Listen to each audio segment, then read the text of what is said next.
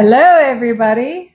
Hey, how you guys doing? It seems like we just spoke to you guys Sunday. Here we are again. But guess why we're here? Why? It's Tuesday, so what does that mean? Boom chicka pop? Boom chicka pop and the Otter Creek Town Hall meeting. Woohoo! Boom chicka pop. So we just want to quickly go over. I know we did a survey on yes and no, and we really got a really split thing on whether to continue to cover these or not. So what we're going to do is we're going to cover it, but we're going to be quick about it. So the agenda is a shorter one than usual, but we're going to go through it so you can kind of see what to expect. As I said before, I think what we'll be doing is probably phasing out within the next few months, but we'll see how it goes. I'm hoping that eventually and quite soon the town hall does their own recording again, so there can be a non-biased view with no editing, no commentary of the meeting. That's what needs to be. So the town does need to start doing that, because you do need to record for accountability, for transparency. It protects the town. It lets the people know what's going on. Right. And the town should be the one to be doing that. I know there's other people who do record there. Travis records and does the live stream. When we were there, we used to do a live stream, and that does give you the unedited footage. However, it just would be good if the town did it for the most non-biased viewing and accountability and transparency of the meeting, I believe. I agree too. And other places do it too. Right. We're just trying to bring Otter Creek up to the times. Yeah, up in the times. They're so far behind, it's taken a while. But that will be nice when they do actually get that going. They've come a long way. They still have a long ways to go. Sure. One step at a time. So, but we'll eventually, I'm sure, phase out. So I'm not really sure how many months we'll do it for, but we'll just kind of play it by ear and see how the meetings go. Yep. And we did get the agenda. So looking at the agenda, we have the usual call to order, the pledge, the roll call. Now, what's missing in this, it's been missing for some time since you left the board, they don't do the invocation anymore. And other towns do.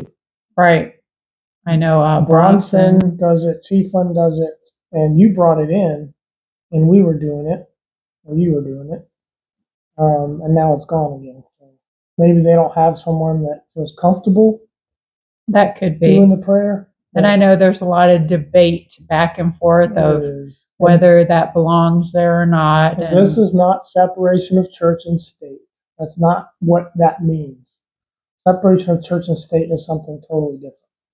It's okay to welcome God and to pray over the proceedings and the people in the town in general. That's what it is. That's all it is. I know I always prayed over those meetings and still do. Still do. Nothing wrong with that. So I invite God into every area. Yeah. So, but I guess different strokes for different folks. Yeah, so right? That's one thing that's glaringly obvious to me when I read the invocation is not in there. Right. The next thing, and the roll call too, I like that they do the roll call and they kept that, because that's important for the acknowledgement. It makes it easier too when they're typing up the minutes to have the vocal accountability. It needs to be an audible roll call. Right. I know before some of them wouldn't raise their hands or say anything, they just go, and you have to call them out. So it just makes it more tedious when you're doing the minutes. Then, of course, they have the approval of the agenda. And at this time, if there's anything that anybody wants to add into the agenda, they just do so at that time. Of course, you can always add things into the agenda as they see fit, because sometimes things pop up the day before the meeting, a couple days before meeting, even the day of. So it's not out of the ordinary to add things into the agenda. So, and then the next thing they have is the approval of the minutes from the August 20th and the September 4th meetings. So usually they're not behind on that. There might have been a typo or something like that, because usually you're only doing the one meeting before. The previous meeting, correct. But again, sometimes there needs to be correction, so it's not too out of the way to have it stacked like that. Mm-hmm.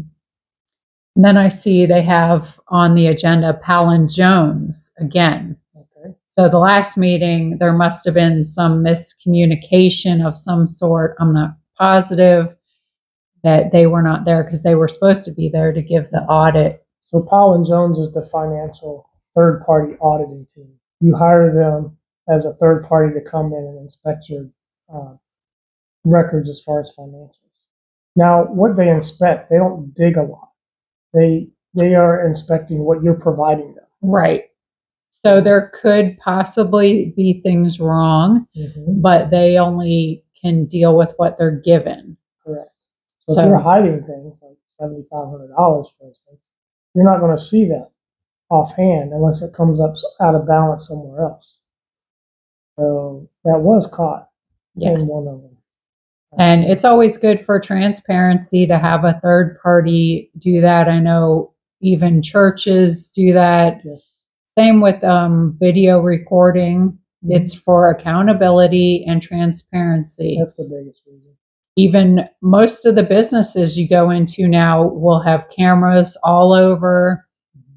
Churches, doctors' offices, of course not back in the rooms, but they might have one in the waiting room or behind the reception area, because you need accountability and transparency. And security. Now, of course, if it's a private area like a bathroom or an examination room, of course you would not do that. But in the other areas of a building, these days especially, it's important to have that. That way, everybody is protected on both sides. So it's not just for the business, but it could be for the customers back and forth, because you never know when situations may arise on either end. That's correct. It's just like body cameras for the police officers. I think that should be mandated because it protects both parties. Correct. It's not just for one side. No, not at all. As you could have something wrong on either end. It's not exclusive to the one side. Especially in Levy County, where they want video evidence of everything. Like nothing happened unless there's video evidence. Well, guess what? You need a body cam. Yeah, you think those would be first on the list, but I would think they didn't elect a new sheriff, so who knows if those will come into play. It might be same old, same old. I would not be surprised. So that should go pretty well with Powell & Jones. I think so. Pretty fast and smooth. There shouldn't be any hiccups. Again, Belinda got that done early. On time. Avoided fees. Yeah, so not like previously. Huge kudos to Belinda for getting that taken care of. Yes. The next thing we have on the list is the old business. Okay. So under the old business, I see first reading of ordinance 2024-01 relating to animal control.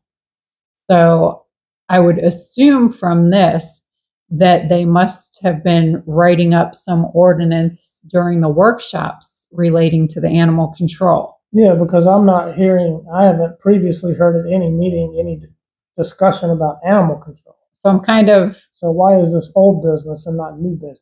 Yeah, I would have thought it would be under the new business heading. I'm a little confused by that. But where they placed it, that's all. I mean, they can still. So it might be old business to them because they've been working on it in the workshops, but it's new business to me because I haven't seen it in any of the meetings. Correct.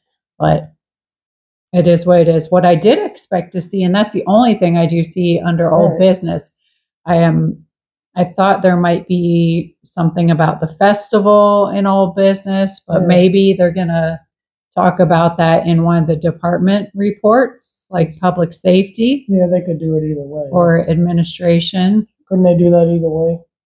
They could. Put it in old business and talk about it during the department. Yeah, if they're not voting on it, it could be in one of the departments. Okay. If they were voting on it, I would expect to see something in the old business or new business. Now, I listed a lot of things in the agendas because I liked the transparency, the details to let everybody in the town know what was going on, because that was one of the things people commented about regularly, is they had no idea of the different things that were going on because nobody ever discussed anything. And I think the citizens in the town should know everything that's going on in the town.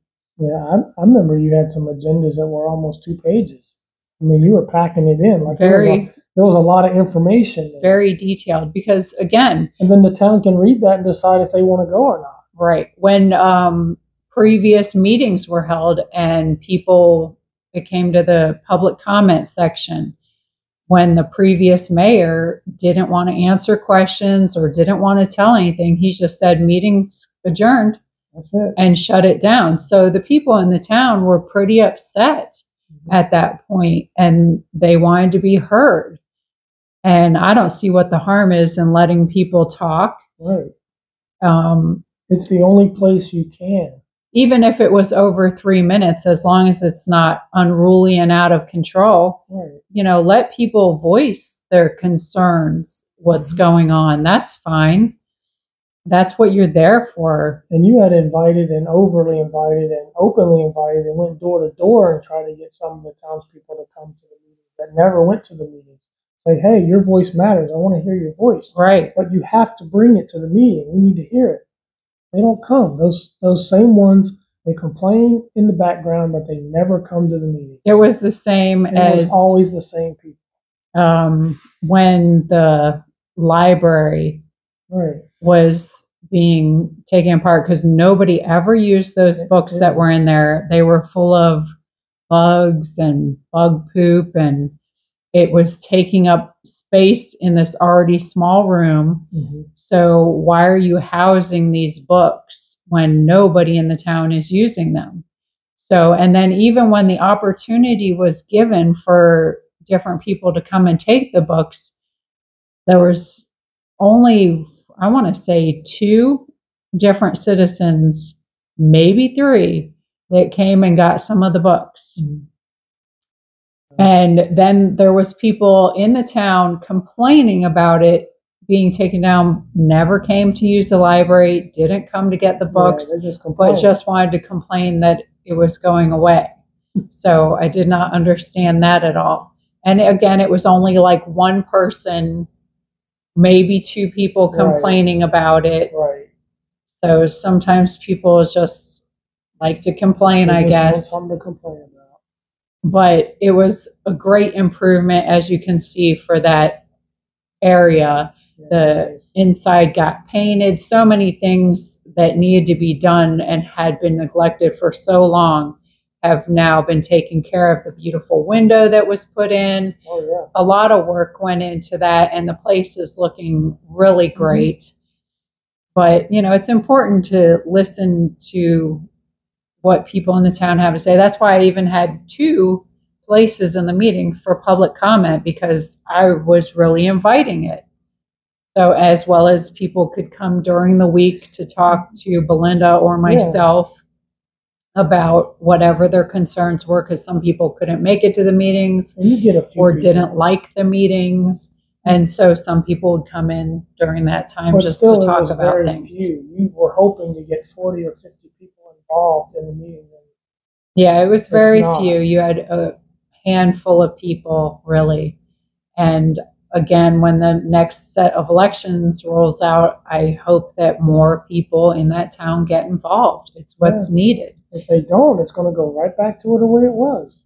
Yep. If you want to have guided growth and preserve the history of your town, you have to get involved and take necessary steps, because they need some kind of revenue to keep going.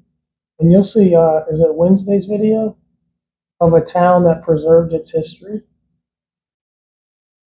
I believe, nope, that would actually be Friday. Friday's video? Yes. Look at this town. It would be the town of Winchester. And they have garnished, they have actually done a fabulous job of harnessing the history of the town and making a town square. They even have placards on the wall. It's very nicely done. And they kept the old retro. They even have an old theater, an old coffee house, an old grocery building that they kept. I mean, it's really phenomenally well done. So look, check that video out and go, oh, this is a small town, also bigger than Otter Creek, yeah. But it's a small town, maybe a couple thousand people, and they really harnessed the history and did a beautiful job with it. That would be a good example of what Otter Creek should have done. Right, same as Lynchburg as well. They took good they care of their town. Really good job of harnessing. Because you have to have something going on. Even at the most previous Chiefland town hall meeting that we attended, they were having problems because they're not collecting enough revenues. And you need money for your roads, for the police, for the code enforcement, for the fire. You need money for all of that. That's an old railroad town too. They should maybe get around that railroad concept. So, which is why they needed some guided growth, and they're building new things. You can't just stay with nothing. You have to have something. You don't want too much, and you can't have too little. Correct. So you have to have guided growth. It's very important for a town being able to survive.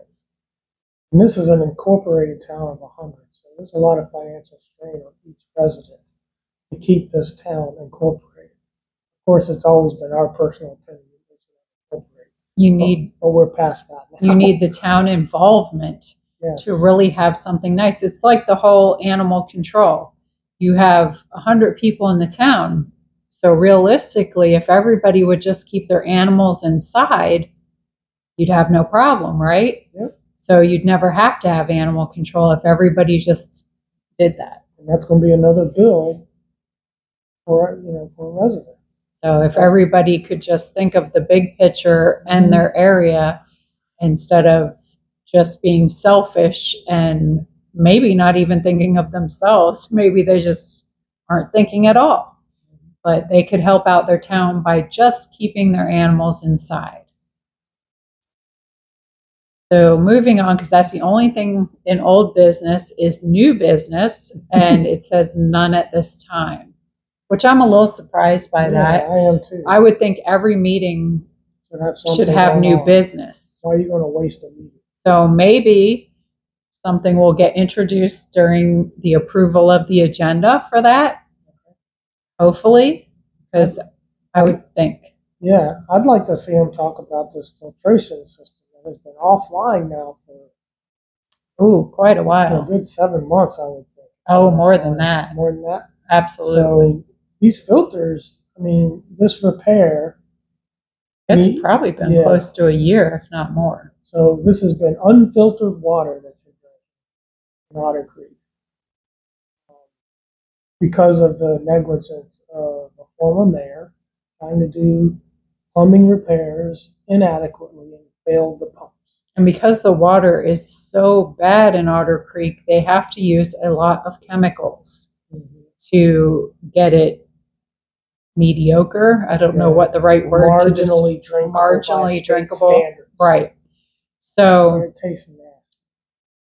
I hope to hear something about that soon. And again, hopefully we'll hear about that because you do have the department reports. You have the administration, which will be Belinda. And then you have the maintenance, which is Richard. And there's not usually much to report on that unless there's something new. You know, he does the mowing, he reads the meters. Well, they used to have a park in the back of the building, and now they don't have anything there anymore. They've taken everything down. Yeah, so there's not much to do in the maintenance area. Just going around the town, cleaning up tree limbs that have fallen and mowing. They don't even pick up trash. Yeah, we used to do that. Yeah, we used to pick up the trash, but I know the former mayor did not want to pay to have somebody picking up the trash. So we volunteered always the whole time we lived there and picked up trash. We even went to more of the outskirt areas that you wouldn't consider the in-town part and picked up trash because neither one of us like to live with trash everywhere. Yeah, we don't like to live in filth. So again, if different citizens in the town take on a little extra, it helps out the town. So I would assume that somebody else hopefully has taken over that role of picking up trash here and there. So I always, when you walk by and see trash on the ground anywhere you're at, if you're a person who that bothers, you should always just pick it up. I find myself picking up trash if I walk right by it, like in a parking lot or anywhere. I pick up trash. It's like if you go into a store, you're going to pass a trash can. Right. Put it in a trash can. And how many times do you pull into a gas station and the trash cans are overflowing or there's trash on the ground? And people can't put it in the trash can, and the trash can is literally within 5 feet. It's right there. It's really lazy. It's something that bothers me. I don't like it. Another pet peeve of mine, really, while we're getting off subject, is going in a grocery store and the carts are left all over, strewn all about the parking lot. I can't stand that. Here we go. We are always walking carts up to the door. Every store we go in, we'll grab 2 carts and walk them back. If everybody did that, there would never be stray carts. I mean, sometimes those little things that you can do are free to do, and they just help your environment so much. It helps your community. Yeah, so sometimes those little free things you can do are very rewarding, so we don't mind doing that. And I'm sure there's plenty of other people out there who do that as well. I'm sure there are. So what else do you have? Public safety. Now, I see that they quit putting people's names by any of the departments. They were doing that for a while. So they did have Laura Mott next to public safety. Now nobody has names on here at all. So really, I think the mayor's doing all. So I'm not sure if they just took that off there because some people were wondering why nothing about public safety was being addressed. For example, the festival. Nothing public safety wise was being addressed by the person who was listed, which was Laura Mott. So we'll see if they're going to discuss the festival in the department reports. I'm hoping so, because festival's in October. It's coming up. It's next month. So I think everybody would like to hear a little bit more details about what's going on and the progression and how many booths they're having and all those good things. Do you even know exactly where the booths are? I don't. I'm sure somebody does. I'm sure Travis does. I know where I think they're going to do it, but I can't be sure. I haven't actually heard. Yeah, I don't know. That's kind of crazy, isn't it? I think they should make a diagram and a layout to show everybody during a meeting, because it's exciting. I would think that it's your first. Yeah, it's your inaugural festival date. I think there should be a lot more buzz about it and talking about it with the excitement, showing a diagram of the setup and get everybody energized for it, I would think. So, but maybe there's just a lot going on. Maybe. We'll find out. Everybody's different in the way they do things. So hopefully I like visual stuff. Right. Hopefully there's more substance in this meeting than what this agenda would lead you to believe. Because this agenda could almost fit any meeting. Take out the dog part and it could fit any meeting. Right. They could just rubber stamp it and send it to October. And so it's really pretty generic. I'd like to see them do a better job of detail in the agenda so people can bring things to the meeting. This doesn't give you any, it's a very basic understanding of, okay, there's going to be a meeting and somewhere they're going to talk about the accounting, and then they're going to talk about that's all you know. There's no mention of the festival. There's no mention. Right. I don't know. That's just me. I like details. I like visual. I like to let people know exactly so that they can prepare questions. There can be conversation about. I think there should be that back and forth. So I always encouraged it by providing lots of detail. I know you hated working there, but I think a lot of the town. I didn't say, even if they didn't like it's not about hating working there. I think you need to choose some better words. You choose the words. It was frustrating working there because of all the challenges with the headbutting. and people not wanting to move forward and create a thriving town. So it's very frustrating. That would be my biggest problem with being there, is something can be so good. Yeah, and it has the potential. It can be so simple. Yeah, it's very simple. Yet you're having all this resistance and all this headbutting for no reason. There was absolutely no reason for any of that. People acting like we were coming in there with a wrecking ball and making everybody remove all their trash, and like we were going to knock people's houses down. There was all kinds of crazy stories that people were giving out. And as you can see, no houses were knocked down. Nobody cleaned up their trashy yards. Right. The dogs are still running wild. They were scared of you being mayor. They said, "Oh, it's going to be like living in Gainesville." Not that I wish it was more like Gainesville. They even said that high rises were going to come in. Yeah. We don't want Tampa. We don't want Tampa.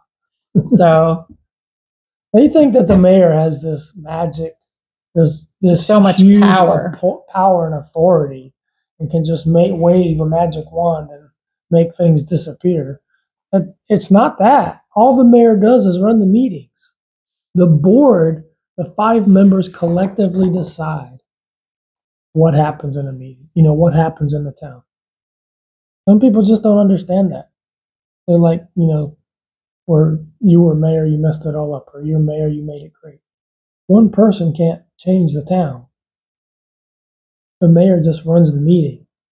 You're an administrator, not a dictator. They just have this huge concept that, mayor of a small town is a dictator. That's not how it works. Because that's what they were used to. That's how it used to work. It used to work. Yeah, you're right. But that's because the members that were on the board allowed that.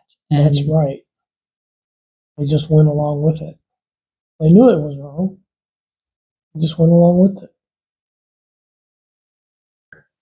You're done off your soapbox now? Yeah, I get too excited. We're still supposed to be talking about the department reports. Okay. So the last one is the building and zoning and the water, which I guess they all got crammed in, and usually Zim is the one who talks about that. There was way back when talk about code enforcement, and I never heard anything else about what happened with that. I know. Some of these subjects need to be talked about every week. Right. So I'm not really sure, at least something, if you can't find a company. And I know that's a huge problem that they have, is for the building and zoning, the code enforcement. You have such a small town, and most of the companies just want to charge like a flat rate, thinking they're going to have all this work they have to do. And in town of Otter Creek, there's not really that much going on. There's only 1, maybe 2 people in the entire town that are trying. And if people did buy any land there, which there's none for sale usually that I'm aware of, because most of the houses that are falling into the ground are locked up in, what's the wording? Oh, they're like in a trust, and you can't do anything with them. And those family members that have it in a trust, they've passed away. Yeah, and so nobody's fighting to do anything with anything. So those properties are locked up. So you know what's happening. Nobody can build. You can't build. So for the most part, they're not going to need building and zoning, except for here and there, hardly ever. Code enforcement, same thing. You might need it when you're first cleaning up the town or to do something with the animal control, but it's not going to be a lot of work on a regular basis. So I could probably name the whole 6 years I was there, maybe 6 permits. And 3 were mine because I was expanding the campground. Outside of that, it's Zim's campground and his permits, and I don't know how many he's got, probably at least 3. And then there was a gentleman that was building a garage. He had a permit. And Ellie, they bought the workshop, the previous owners. I don't even know if that was a permit. They were just trying to change the zoning, weren't they? Yeah. And that's it. In 6 years, that's it. Well, there's been a couple of other things. Has there been a couple? Yeah. Okay. But those were under the radar because they were whoever was in cahoots with the former mayor, so they weren't really brought into any light. They weren't done the way they were trying to make other people do things. Well, I'm speaking about the permits that were above board. Yeah, there was other stuff It's happening. not hard to get permits. When people hear permits and code enforcement, they get this, they get scared or timid. It's not hard. There's a process. Well, you have to be doing the work correctly. Yes. And a lot of the good old boys don't build the stuff correctly and do it right. So that's why there's a misconception of the whole permitting and this and that, because they're used to doing it not by the code, not by the book. Right. So the permitting process in Otter Creek used to be, and I want to say this because it's only been changed about 6 months. There was what was it called?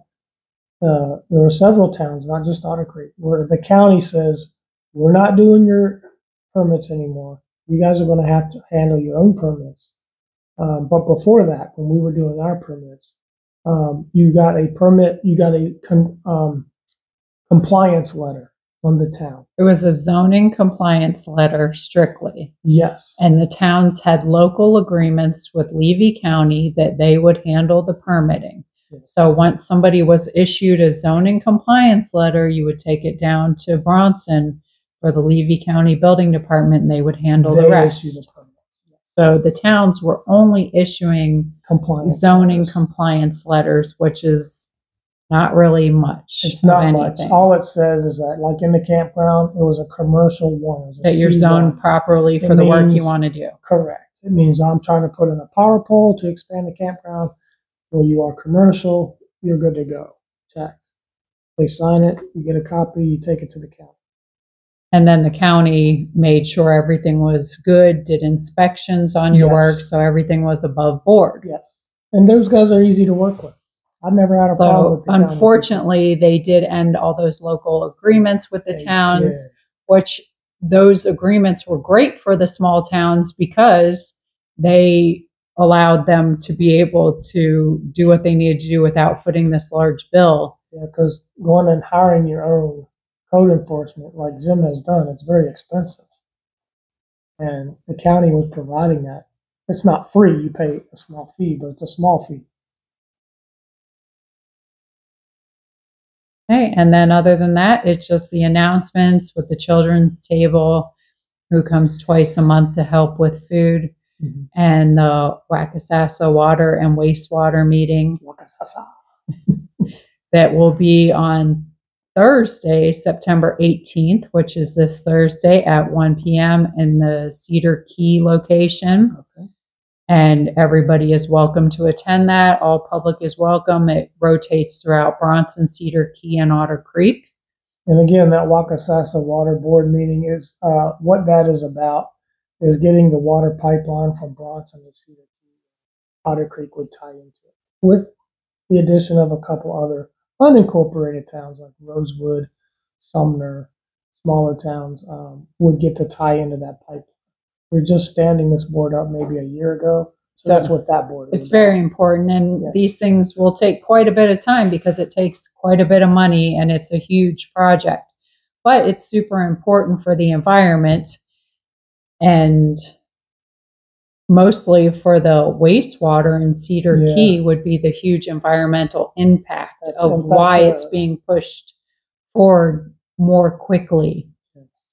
The Swanee River Water Management did a study for the Wakasasa Board, I guess, and for the community of Cedar Key because if they had a catastrophic environmental disaster like a hurricane which they're prevalent. You would have contaminated septic systems all over the seacoast. It would be a huge mess. That's what's driving it. It would be a huge mess. And as you've seen in the most recent years, the hurricanes hitting near there You can expect, around Horseshoe Beach and you can Steenhatchee. expect one almost every year to come close. So it's important to get that taken care of, and it will serve so many people. Everybody does deserve to have clean water. So I pray that that does go through and not on the longer end of things. So when we were there, in the short time we were there, we were very involved. We didn't want to get involved in the politics, but that's just how it came about. But we were very involved in the community. We were very involved in the county. We wanted to know how agencies worked and who you go for this and who you go for that. And we got to understand it pretty well, more so than I wanted to.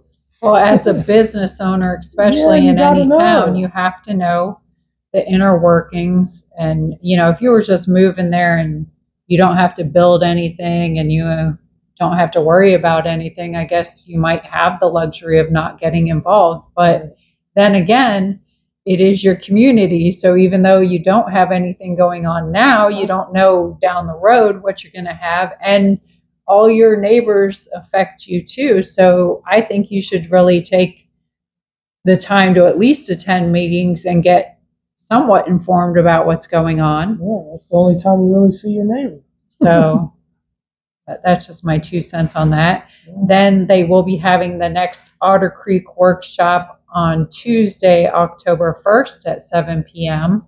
It's good to see that. They could almost do 2 workshops a month. That's really where the work happens. And with only 1 meeting a month, you do need to have a workshop for sure, because most other towns have 2 meetings a month, because it's hard to get stuff done in only 1 meeting a month. So it is important. And those workshops are open to the public at the start time of 7 p.m. Now, if people get there before 7 p.m., they do not have to have them inside. It opens at 7 p.m. You can unlock the doors at 7 p.m. and invite people in. So that's how those work. Workshops are open to the public at the start time of 7 p.m. You just can't inject. You're not voting. You're just discussing. No voting goes on during those workshops. It's just discussions. And, you know, it depends on the people. I don't know all the complete rules of the workshops, but personally, I would have to say if citizens, again, wanted to ask questions or comments, I would certainly allow that if I was running things. I don't know what the complete rules are again or how they're being run now, but that's the best place though to get what's the word? To get constructive. Yeah, like, and again, as long as nobody's being unruly and causing a scene. But if you come in there looking to cause a scene and a bunch of problems, you're just disrupting the workflow. So you shouldn't be trying to do that. So I can certainly understand if you're unruly, you're going to be thrown out of the meeting. Of course. So a good example of what a workshop might do is that, like this dog ordinance that they're proposing, that was probably first discussed in the workshop. Right. So somebody brings up, hey, I think we need to have a dog ordinance. Hey, I think you're right. Well, what do you think it should say?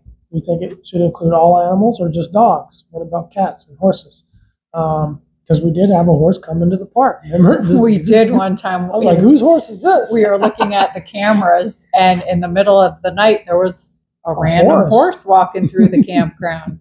So we had never seen at that time, nobody in Otter Creek had any horses. So I don't know where it came from or anything like that. But they've been talking about animal control for 30, 40 years. Right. So and have done nothing. So there shouldn't have had to be too much discussion of whether they wanted it or not. They've been talking about it for 30 years. Yeah, just former administrations didn't know how to address it, didn't have a solution for it, so they did not. But the ordinances do take time to write. They do. You have to vote on them several times. You have to advertise. So it does cost a little bit of money. It's not way extreme. And the lawyer that they have now, they pay a monthly fee to. So you might as well throw it at her. So, Yeah, she's there. She's there whether you use her or not. And you're paying the same fee. So Right. there's no extra lawyer fee to pay Right. for those. It's just an extra fee of advertising and then the time it takes for it.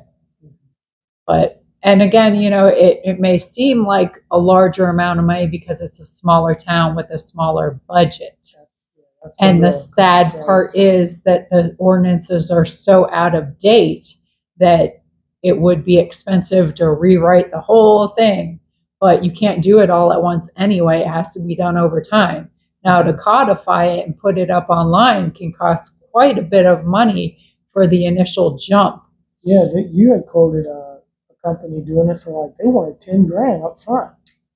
And you had to provide all the paperwork. No, you don't provide. You had to type it all in.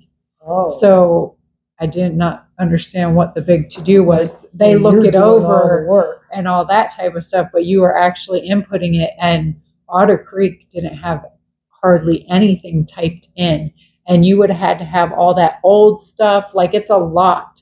So at the time that they can condense it down and vote to do away with some of that old stuff, and they're just starting over with these things, and then you can get in touch with those people. Hopefully you can get a grant, because I know they do have different grant programs to do that, because it's another thing that's so important to have all that online. Again, you would avoid lawsuits, and it's just easier for the clerk. If you have a ton of people requesting public records, they're all online, so you don't have to mess with anything. It's all transparent, no problems. So it's an important thing to have done. But if they could start out without all the extra stuff from before and get it simplified and then go forward to get it codified and online, that would be amazing, huge accomplishment. Yeah. And this is why, and over the last 30 years, or 40 years since the charter's been written, they haven't really done anything with these ordinances. And they have the book that they have, none of them have been codified. It's a mess. This is why I like to do these little town hall talks, because you start with what you think is going to be 15, 20 minutes. Now we're running 40 minutes. But you get into some good information because you were there. As the former mayor, you were able to see things and learn things, and you're a quick learner, and you're smart. So when you see things, you're learning a lot of information in a very short period of time. And you're able to relay that to the public and to me, how it really works, like codification. You know, I didn't know that before you got it. I didn't realize how bad the ordinances were and how they don't follow the charter and how some do. The charter is full of holes until we were challenged, and you know, unjustly.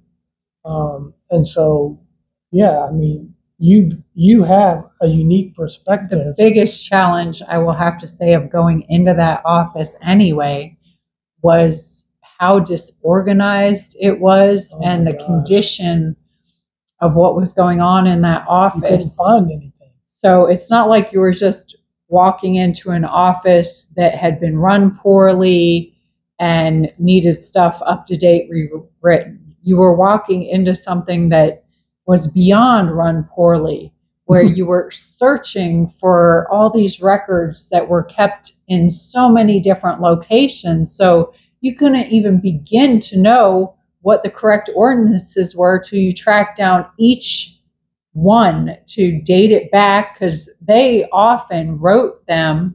Then another mayor would come in and they'd scratch that ordinance. So it was a lot of, it's in play, now it's out of play. Right. So that's why it was so thick, is because they'd put something in and they'd take it out.